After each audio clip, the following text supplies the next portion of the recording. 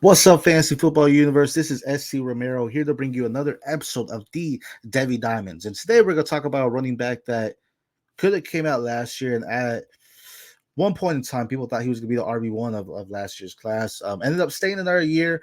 And we're going to see, sometimes when you go to a new team, you get some new opportunity. And that opportunity actually helps and raise your draft stock. And that is going to be South Carolina running back Raheim Rocket Sanders. We're going to get into him right after this.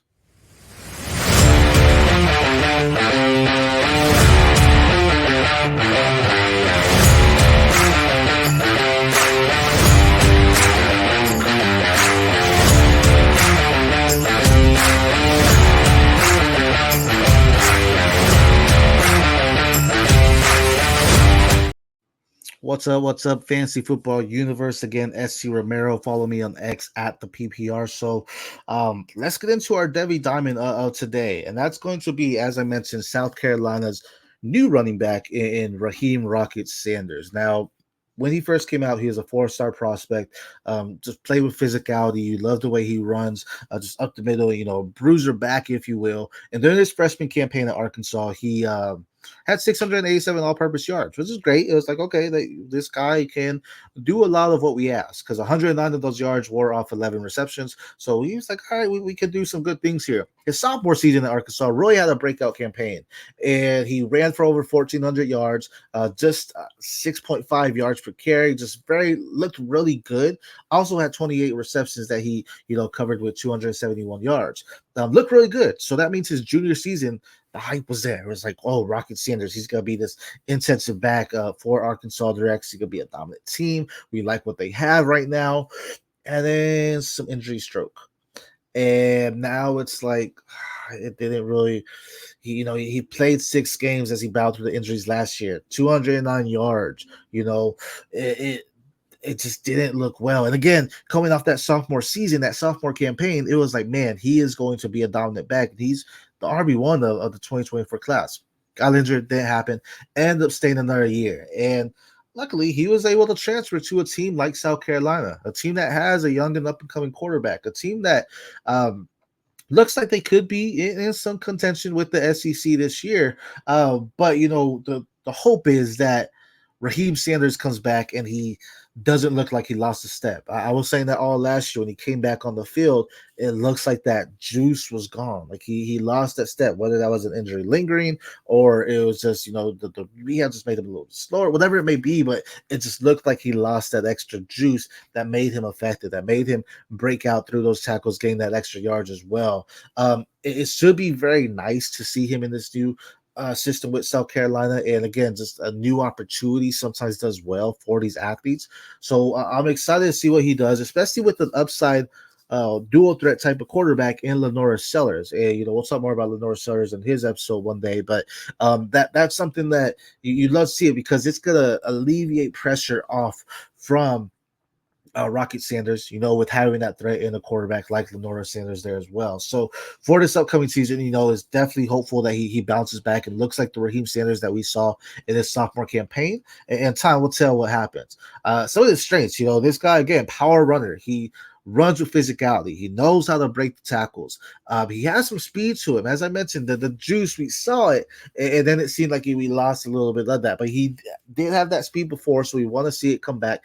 He's also very patient, though. He awaits his blocks in the backfield. He's not just, out the gate going. He can be, but he also awaits for the block. See what his offensive line does to move the defensive ends, defensive tackles, linebackers, or whoever's coming in on the blitz, move them around and then get into his gaps and then go, which is something you love to see. He's great in pass protection too. He can pick up the blitzes. He knows how to do that effectively. Again, a bigger body, if you will, so he knows what he can do at that level as well to, make sure his quarterback has a little bit of extra time there as well. Durability, at one point he has shown he can handle that heavy workload, but again, with that past injury, is that durability there? It's straight, but it was also a weakness in a sense. So it's like, is that durability still there? Can you still handle that type of workload, or was the injury sufficient enough that it actually did some wear and tear on you, and maybe you need a lighter load to actually be more effective? More is less, if you will, or less is more, excuse me, if you will. Consistency, he makes big plays, but time and time again, he did struggle with consistently coming out week after week, and so we want to see more of that when it comes to him. What he could do, just being the all around back. He has big games, huge games, and then all of a sudden he goes down the hill. That could be a testament to what the offense was and how the offense played. But again, with him, you will see more of him leading the team as well, especially going in as a veteran in a place like South Carolina. Hopefully, he does more of a leadership role to kind of handle that huddle when Lenore Stars can that. In yards after contact, it was great. 2022, again, that fantastic year, 703 yards after contact, but everything else, the yards after contact is minimal. So what he can do after that, he has great ability to go in there and break those tackles, but then at the same time, he's not getting much more out of that as well. So you want to see a little bit more in that area. He's like a pass catcher, but at the same time, that's an area of improvement. Again, he didn't really spectacular to be like your dual threat type of back. He's more of a just straight between the tackles. He has the speed to go outside, but he's more straight in between tackles and just getting his ball to the next yard or two, if you will, as well. So he's just more of a consistent runner in the type of going in week after week or day after day, play after play, and just gain the inches. He's not really gaining those extra big gains, if you will. The ball security, it's crazy because in the last 2 seasons, he has 5 fumbles. In the NFL, that's not crazy. That's not good, if you will. That's just like, man, the NFL, some people get benched for that. So you want to see more of the ball security there. Again, he's someone that wants to hit the tackle nose on. He doesn't shy away from it. And yeah, that's good. But again, with him having the injury in the past, with him not really adjusting with his contact balance, and with him having some fumbling issues or some in the past, we want to see more. Handle that ball with care. Go in there, get between tackles, gain those extra yards as well. And the injuries, those are a big part in it as well. Just having the injury in the back. How did that play out for him? How is that going to affect? What did his rehab look like in this offseason to get better? Is his body back to the fully healthy, the big rocket that we saw in 2022? Or is it a step behind like we saw in 2023? Those are a few areas of improvement for him. There's a lot to tell. I really like Rocket Sanders as a prospect. This next class is going to be deep, though, and he's got to actually crawl his way back up to make sure that he can get to top 5. Honestly, he's not even in my top 5 right now, so he has a long way to grab. He is eligible for the draft next year in 2025. Right now, I see him as a day 3 prospect, unless he has a breakout year.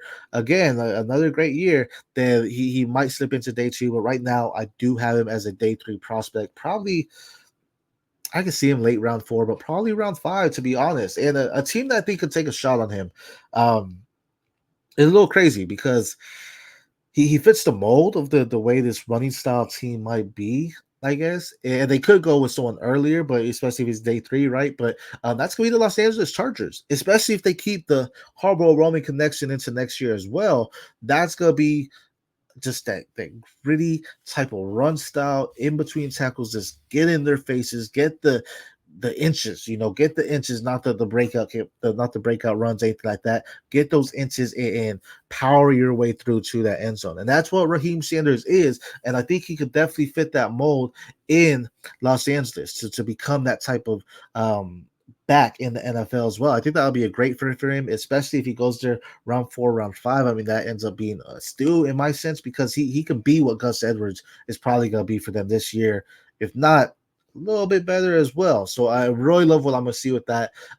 There's so much to see, in the next collegiate season, right, on what they can do. But as far as a fantasy impact, I have him as like an RB2 right now for you.